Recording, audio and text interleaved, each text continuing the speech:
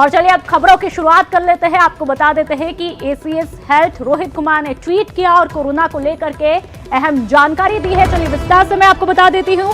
ACS health Rohit Kumar Singh ने tweet करके कहा कि राजस्थान में पिछले कुछ दिनों में कोरोना के मामले में वृद्धि देखी गई। एसीएस ने कहा कि ज्यादातर अन्य राज्यों में हॉटस्पॉट से लौटने वालों से है और इसी समय राजस्थान में कोरोना से मृत्यु दर के मामलों में भी कमी आ रही है। ये देश में सबसे कम और राष्ट्रीय औसत से नीचे है। उन्होंने कहा कि घबराने की बिल्कुल भी जरूरत नहीं है। एसीएस हेल्थ ने कहा कि स्क्रीनिंग, परीक्षण और उच्च गुणवत्ता और देखभाल से कोरोना को दूर करेंगे। तो एक बार फिर से आपको बता दें कि एसीएस हेल्थ रोहित कुमार सिंह ने ट्वीट करके क्या कुछ कहा, आप टीवी स्क्रीन पर भी साफ तौर पर देख सकते हैं। उन्होंने कहा कि मान रहे कि कोरोना के मामले में भली ही वृद्धि हुई है, लेकिन ज्यादातर अन्य राज्यों में हॉटस्पॉट से लौटने वालों से है और इसी समय राजस्थान में कोरोना से मृत्यु दर के मामलों में कमी आ रही है और लगातार हम इसकी कोशिशें भी देख रहे हैं कि किस तरह से जो आंकड़ा बढ़ रहा है उस पर लगाम लगाने की कोशिशें जो हैं वो की जा रही है। और चलिए हमारे साथ फोन पर एसीएस रोहित जी जो हैं वो फोन लाइन पर जुड़ चुके हैं। आपका बहुत बहुत स्वागत न्यूज़ 18 पर। जहां एक तरफ हम देख रहे हैं कि कोरोना के मामलों में वृद्धि देखी जा रही है, लेकिन जैसा कि आपने ट्वीट करके बताया कि चिंता की कोई बात नहीं है क्योंकि मृत्यु दर में कमी है, तो क्या ये माना जाए घबराने की कोई जरूरत नहीं है? बिल्कुल, एब्सोल्युटली घबराने की कोई जरूरत नहीं है। जो नए केसेस आए हैं उस प्रमुखता से पिछले 7 दिनों में इसके 2 कारण हैं। एक तो हमारे यहाँ माइग्रेंट्स का मूवमेंट काफी इनवर्ड राजस्थान में काफी ज्यादा है, तो हम उसमें कोई रिस्क नहीं ले रहे हैं और उनकी ज्यादा से ज्यादा स्क्रीनिंग और टेस्टिंग कर रहे हैं। उदाहरण के तौर पे डूंगरपुर जिला जो हमारा दक्षिण का सबसे आखिरी जिला है, उसमें लगभग 200 केसेस आ गए हैं। पर उसकी वजह यह है कि हमने उनकी अच्छी स्क्रीनिंग की और टेस्टिंग की, पर बहुत सारे लोग एसिम्प्टोमेटिक हैं और जल्दी ठीक हो जाएंगे। हमारा राजस्थान में मिशन यह है कि लाइव्स को बचाया जाए, तो जिसको हम मिशन लीजा भी बोलते हैं। तो अगर आप आंकड़े देखें तो हमारा जो केस फैटेलिटी रेट है, जिसको मृत्यु दर बोलते हैं, वो नेशनल एवरेज से कम है और अन्य राज्यों की अपेक्षा में भी काफी कम है। जी, साथ ही एक अहम सवाल, अब क्या कुछ आगे व्यवस्थाएं की जाएंगी, उसका क्या कुछ ब्लूप्रिंट जो है वो तैयार किया जा रहा है? देखिए, जो माइग्रेंट्स आ रहे हैं उनके लिए प्राइमरीली तो हमने होम क्वारंटीन की व्यवस्था की है कि वो अपने ही घरों में रहें यदि घर में स्पेस उपलब्ध है, और अगर स्पेस उपलब्ध नहीं है तो उनके लिए इंस्टीट्यूशनल क्वारंटीन की व्यवस्था है। गांव-गांव में, पंचायत लेवल पे, ब्लॉक लेवल पे, जिला मुख्यालय लेवल पे क्वारंटीन की व्यवस्था है, जिसमें सारी सुविधाएं सरकार द्वारा प्रदान की जा रही। इनफैक्ट कल हमने एक निर्णय लिया है कि वहाँ पे मनोचिकित्सक भी लगाए जाए, क्योंकि कई बार देखा गया है कि इस तरह से क्वारंटीन में लोगों के डिप्रेशन और मानसिक अवसाद के केस भी आ रहे हैं। तो आज से हमारे सारे क्वारंटीन सेंटर्स में साइकियाट्रिस्ट की व्यवस्था की जा रही है। जी बिल्कुल। साथ ही जो ऑलरेडी केसेस आ चुके हैं, जैसा कि आपने बताया कि जो दूसरे राज्यों से जो हॉटस्पॉट के इलाके हैं वहां से लोग जो हैं वो पेशेंट ज्यादा आ रहे हैं, तो उनके स्वास्थ्य में किस हद तक अब सुधार देखने को मिल रहा है? देखिए, जितने भी केसेस है ना उसमें काफी में स्वास्थ्य में सुधार है। इनफैक्ट हमारे 3000 से ज्यादा केस रिकवर होके घर भी जा चुके हैं अपने। हमारे केसेस जो है उसकी संख्या केवल 2000 के आसपास है। तो जो इसके 3 कारण है, एक तो हम बहुत ज्यादा टेस्ट कर रहे हैं तो हमारा डिटेक्शन जल्दी हो रहा है, और उसके बाद जो हेल्थ केयर है, जो क्यूरेटिव पार्ट है, उसमें भी हम काफी ध्यान देते हैं, इसलिए ज्यादा से ज्यादा लोग ठीक होकर जा रहे हैं। जी, चलिए बातचीत करने के लिए बहुत बहुत शुक्रिया। तो हमने देखा कि एसीएस रोहित कुमार हमारे साथ जुड़े, उन्होंने जानकारी दी कि माना जा रहा है कोरोना के मामलों में भले ही वृद्धि देखने को मिल रही है, लेकिन राजस्थान में लगातार किस तरह से स्वास्थ्य में सुधार हो, इस पर लगातार मॉनिटरिंग जो है वो की जा रही है और तमाम जो व्यवस्थाएं भी है वो पुख्ता कर रखी है। चलिए आगे बढ़ते हैं और चलिए बात कर लेते हैं भीषण सड़क हादसे की। और ये खबर जो है वो भागलपुर से मिल रही है। यहाँ पर नवगछिया भीषण सड़क हादसा हुआ है। नवगछिया में बस और ट्रक के बीच टक्कर हुई और टक्कर के बाद ट्रक सड़क के नीचे जा गिरा और अब तक 9 शव बाहर निकाले जा चुके हैं, हालांकि किसी की पहचान नहीं हो पाई। आपको बता दें कि मलबे को हटाने के लिए जेसीबी की मदद भी ली जा रही है। खबर ये भी है कि हादसे में कई लोग घायल हैं, जिन्हें नवगछिया अस्पताल में इलाज के लिए भेजा गया है।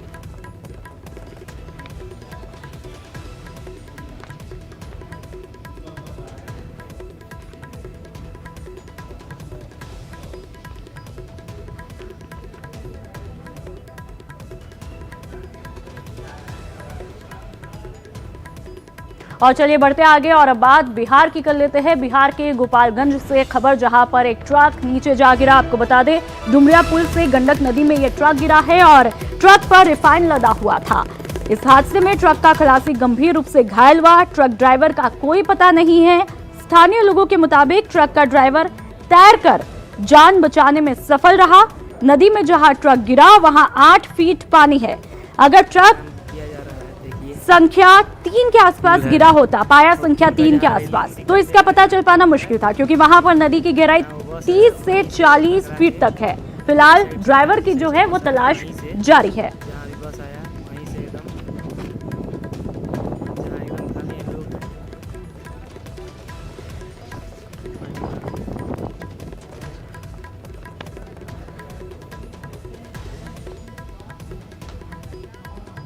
और चलिए अब खबर यूपी से, जहां पर एक सड़क हादसा हुआ।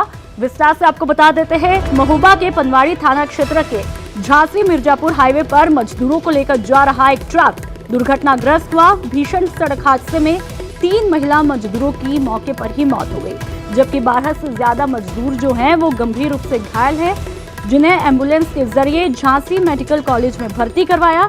बताया ये जा रहा है कि हादसा टायर ब्लास्ट होने की वजह से हुआ। डीसीएम में कुल 23 मजदूर सवार थे। तो वहीं पुलिस अधिकारियों ने यह बताया कि सभी मजदूर महोबा और हमीरपुर जिले के रहने वाले हैं। करीब 9 बजे के आसपास, पौने 9 बजे के आसपास, जिसमें कि एक ट्रक जो थी वो असंतुलित हो गई। ट्रक का पहिया जो था वो ब्रस्ट कर गया और उसका जो टायर था, और उसके कारण ट्रक असंतुलित हो गई। उस असंतुलन के कारण 3 लोगों की मौत हो गई। टोटल उसमें 23 लोग सवार थे। बाकी 6 लोग जो घायल हैं उनका उपचार झांसी में और महोबा में किया जा रहा है। बाकी लोगों की हालत को और चलिए अब मध्य प्रदेश के जबलपुर से बड़ी खबर मिल रही है। आपको बता दें कि मध्य प्रदेश के जबलपुर के त्रिपुरा सुंदरी मंदिर के परिसर में भीषण आग लगी है। जी हां, आग से मंदिर परिसर की 16 से ज्यादा दुकानें वहां पर तबाह हुई। 2 माह से लॉकडाउन के चलते ये तमाम दुकानें जो थी वो बंद थी। फायर ब्रिगेड ने हालांकि अब जाकर के आग पर काबू पा लिया है और उसकी तस्वीरें भी आपकी टीवी स्क्रीन पर आप देख सकते हैं। इन तस्वीरों को देखकर ही अंदाजा लगाया जा सकता है कि आग ने यहां पर कितना विकराल रूप अख्तियार किया होगा। और इस आग से मंदिर परिसर की 16 से ज्यादा दुकानें तबाह हो चुकी है।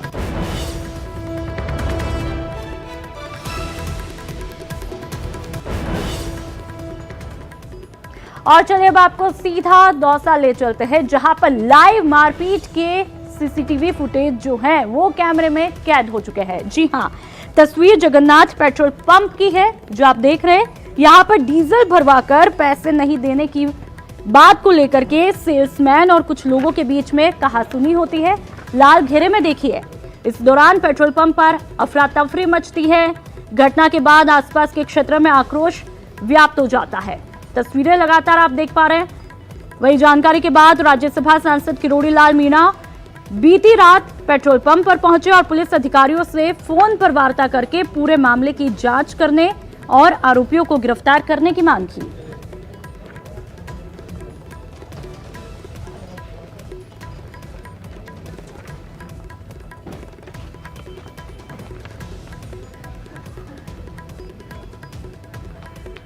और चलिए अब बात रफ्तार के कहर की करते हैं और रफ्तार के कहर की 2 तस्वीरें हम आपको टीवी स्क्रीन पर दिखाते हैं।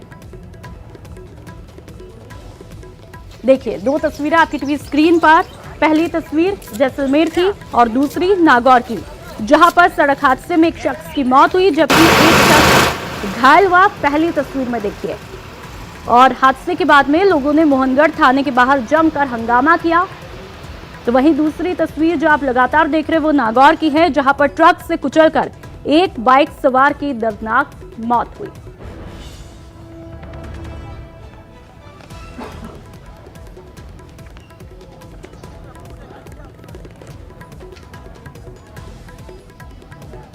और चलिए सबसे पहले बात कर लेते हैं जैसलमेर हादसे की। जैसलमेर के मोहनगढ़ में हादसा हुआ, जहां पर हादसे के बाद जमकर हंगामा देखने को मिला। प्रदर्शनकारियों ने मोहनगढ़ थाने का बवाल काटा और बोलेरो गाड़ी में आग लगा दी। तो वही मामला बढ़ता देख भारी संख्या में पुलिस बल तैनात किया गया। जानकारी के मुताबिक बोलेरो ने बाइक को टक्कर मारी थी, जिसमें एक शख्स की मौत हुई जबकि एक घायल हुआ था। परिजनों ने मामले में हत्या की आशंका जताई है।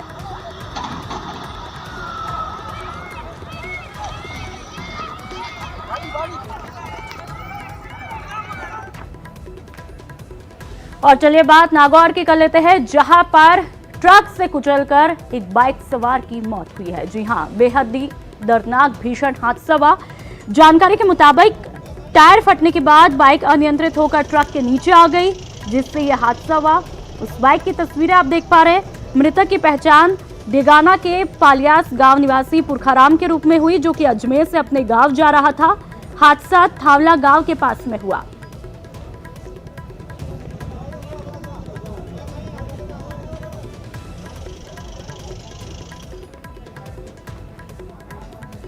कोटा की भामाशाह मंडी में एक व्यक्ति का शव मिलने से हड़कंप मच गया। पूरी खबर आपको विस्तार से बता देते हैं।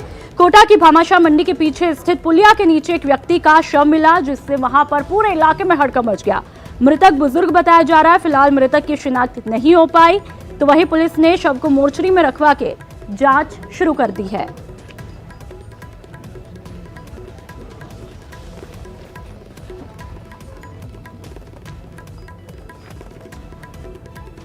और चलिए बात बारा की कर लेते हैं, जहां पर पुलिस ने एक अहम कार्रवाई को अंजाम दिया। इस कार्रवाई के तहत पुलिस ने गुटखा के गोदाम पर छापा मारा है। जी हां, और भारी मात्रा में गुटखा बरामद कर एक व्यक्ति को गिरफ्तार किया। वहीं पुलिस ने इस मामले में आरोपी गोविंद गुर्जर निवासी बिटावदा को गिरफ्तार किया। हालांकि जिस गोदाम में छापा मारा गया वो नामचीन व्यापारी का है, जिसको लेकर पुलिस आगे की जांच में जुटी है।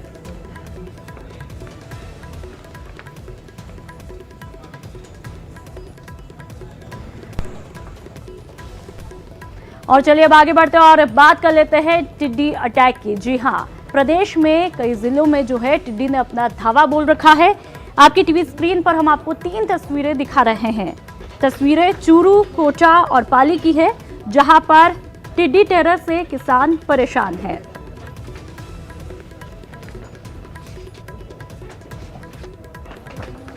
तो हम देख रहे हैं कि एक बार फिर से किसानों की चिंता जो है वो बढ़ चुकी है। तस्वीरें आप खुद ही देख लीजिए, इनसे ही अंदाजा लगाया जा सकता है कि टिड्डियों ने भारी मात्रा में आकर के अटैक कर रखा है और इससे लगातार जो है किसान परेशान हैं।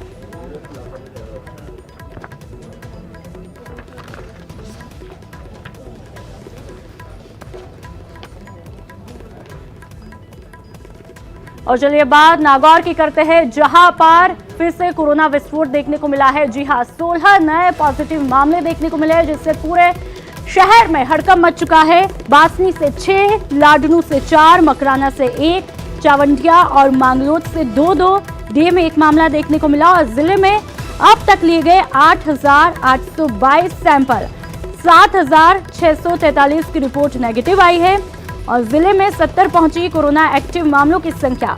तो वही 116 मरीज जो है वो ठीक हुए हैं। तो नागौर में एक बार फिर से कोरोना विस्फोट देखने को मिला। 16 नए पॉजिटिव मरीज सामने आए, जिससे पूरे शहर में हड़कंप मच गया। हालांकि लगातार जो है प्रशासन अपनी निगरानी जो है वो बनाए हुए हैं और बासनी से 6, लाडनू से 4, मकराना से 1, चावंडिया और मांगलोद से 2-2, डे में 1 मामला। जिले में अब तक सैंपल लिए गए उनकी संख्या है 8,822 और 7,643 की रिपोर्ट जो है वो नेगेटिव आ चुकी है।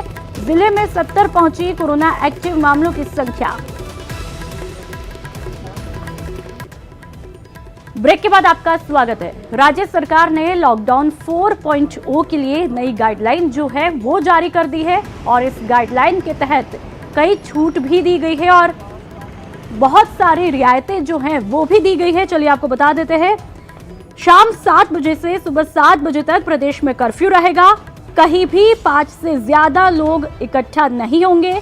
प्रदेश में शर्तों के साथ में सलून खोले जाएंगे। शॉपिंग मॉल, स्कूल, शैक्षणिक, धार्मिक स्थल जो हैं वो बंद रहेंगे।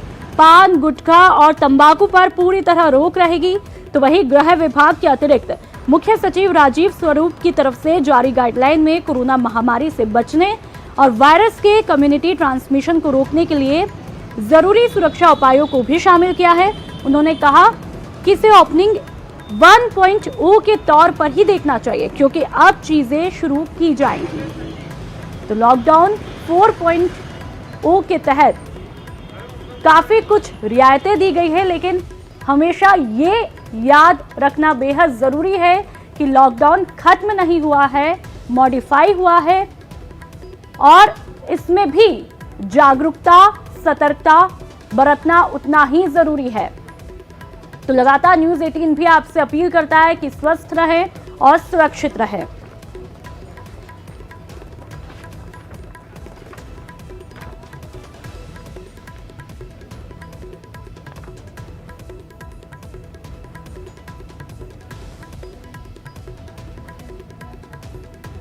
और ज्यादा जानकारी के लिए तमाम संवाददाता हमारे साथ जुड़ चुके हैं, महेश, शाकिर, सचिन और अभिजीत।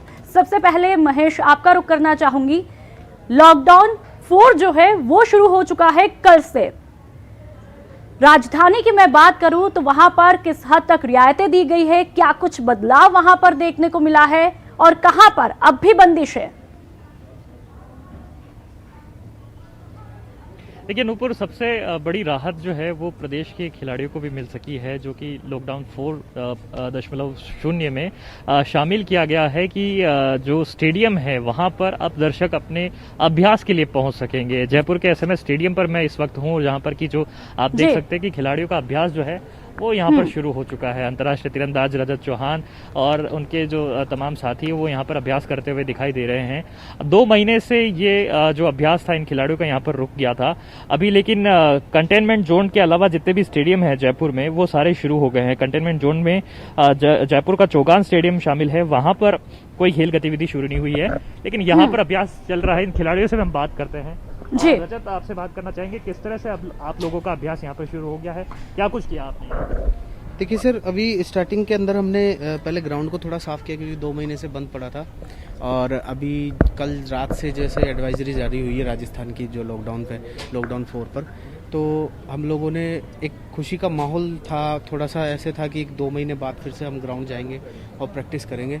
तो उसमें किन चीज़ों का आप ध्यान रखेंगे? आप यहाँ पर सोशल डिस्टेंसिंग की बात है। देखिए सर, जैसे आर्चरी का एक रूल है कि एक टारगेट पे हम तीन खिलाड़ी शूट करते हैं, बट इस महामारी को देखते हुए, सोशल डिस्टेंसिंग का ध्यान रखते हुए हम एक टारगेट पे एक ही खिलाड़ी शूट करेंगे और 2 घंटे के सेशन में सिर्फ 10 खिलाड़ी को ही हम अलाउ करेंगे कि वो प्रैक्टिस कर सके। उसके बाद नेक्स्ट 2 आवर में आप फिर से 10 खिलाड़ी दूसरे खिलाड़ियों को, जो यहाँ पर आने वाले लोग हैं, बाकी के तो खिलाड़ी दर्शक यहाँ नहीं आ सकते, जॉगर्स यहाँ पर नहीं आ सकते, आप लोग जो आ रहे हैं वो किन चीज़ों का यहाँ पर पालना सुनिश्चित कर रहे हैं? देखिए, जैसे सैनिटाइजर वगैरह हम खुद साथ लाएंगे, पानी की व्यवस्था है वो ठीक है, यहाँ ग्राउंड में भी होती है, बट हम सभी पेरेंट्स, भीड़ भी नहीं लगे ज़्यादा, हाँ, तो इन सारी चीज़ों का ध्यान रखेंगे कि वो सारी व्यवस्थाएं जो आपको एक इस महामारी के चलते रखनी है। मास्क आपके पास एनी टाइम होना चाहिए, सैनिटाइजर होना चाहिए आपके पास में, और आप ज़्यादा पास ना खड़े हुए, एक दूसरे में गैप मेंटेन करके खड़े हुए। तो इन चीज़ों जी महेश, इन खिलाड़ियों को देखकर यही कहना चाहूंगी, हालात कैसे भी हो लेकिन अब भी जज्बा बरकरार है।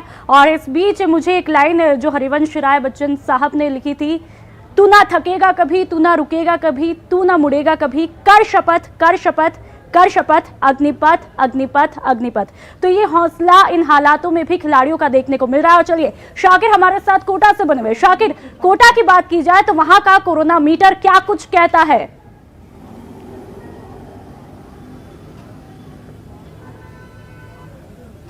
जी देखिए, कोरोना संक्रमण के रोगियों की तादाद में लगातार इजाफा हो रहा है, लेकिन इन सब के बीच जो गाइडलाइन जारी की गई है लॉकडाउन 4 की, उसके मुताबिक अब दिखाना चाहेंगे कि शहर जो है पूरी तरह से खुल चुका है। यूं कहें कि अब जो है बाजार पूरा खुल गया है। लोगों को एहतियात रखनी है, जिस तरह से सरकार लगातार गाइडलाइन जारी कर रही है, सोशल डिस्टेंसिंग की पालना की जो है लगातार अपील की जा रही है। तो अब जो लोग अपने दुकानों पर या बाजार में आए हैं, दुकानें उन्होंने खोल ली है, तो उनको एहतियात रखनी होगी, सोशल डिस्टेंसिंग की पालना करनी होगी। और कोटा में अभी भी जो है करीब 10 थाना इलाके ऐसे हैं जहां पर कर्फ्यू है, यानी जो इलाके हैं वहां पर पाबंदी है। उसके अलावा तमाम जो इलाके हैं वहां पर बहुत सारी रियायतें दी गई है, बहुत सारे छूट लोगों को दी गई है कि वो अपने घरों से बाहर आ सकेंगे, बाजार जो है वो खुल सकेंगे।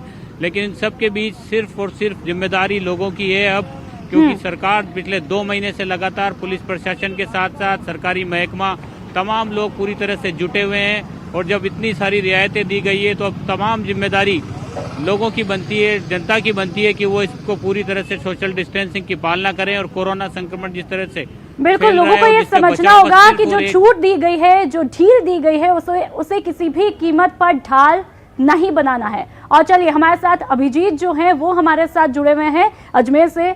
अभिजीत, अजमेर की मैं बात करूं तो वहां पर लॉकडाउन 4 के तहत जो नई गाइडलाइन जारी की गई है उसके मुताबिक किस तरह से अजमेर की सूरत जो है वो बदलती हुई दिखाई दे रही है।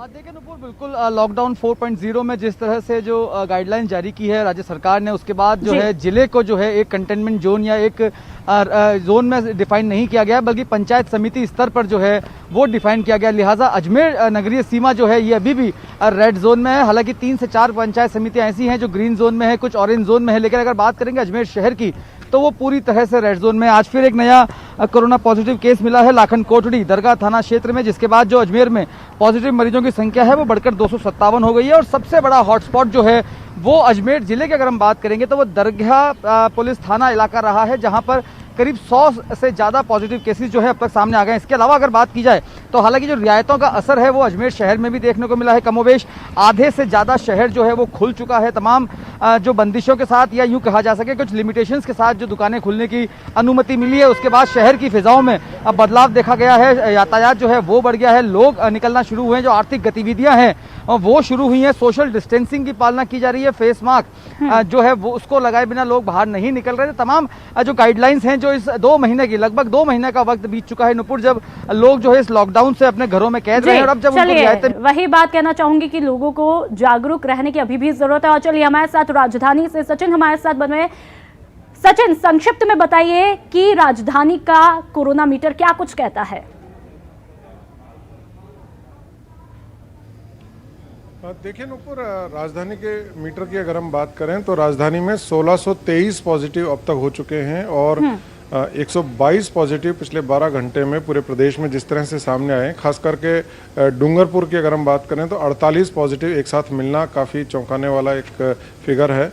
इसके अलावा उदयपुर, जालोर, सिरोही ये वो ज़िले हैं जहां लगातार पॉजिटिव मिल रहे हैं। इसके साथ ही चूरू में भी आज पॉजिटिव आए हैं। तो ऐसे में ये कहा जा सकता है पूरे प्रदेश में जहां लगातार पॉजिटिव केसेस की संख्या बढ़ रही है, वहीं दूसरी ओर जो रिकवरी जो मरीजों की हो रही है वो अच्छी उसकी दर है। 60% के आसपास यह दर बनी हुई है। नागौर में एक मौत हुई है, उसके साथ अब मौत का आंकड़ा अगर हम देखें तो 139 मौतें अब तक पूरे प्रदेश में हो चुकी हैं। और जिस तरह से जो रिकवरी रेट है वो अच्छी होने की वजह से अब केवल 2171 जो हैं केवल पॉजिटिव केसेस, मैं कहूँगा एक्टिव केसेस जो हैं वो प्रदेश में अब बचे हैं। तो ऐसे में भले ही फिगर बढ़ रहा हो पॉजिटिव केसेस का, लेकिन बिल्कुल हालात में सुधार होते हुए दिखाई दे रहे हैं और ऐसे में हर हाल में पॉजिटिव रहने की बेहद जरूरत है। चलिए, तमाम जानकारियों के लिए सभी को बहुत बहुत शुक्रिया और यहाँ पर रुकेंगे एक छोटे से ब्रेक के लिए।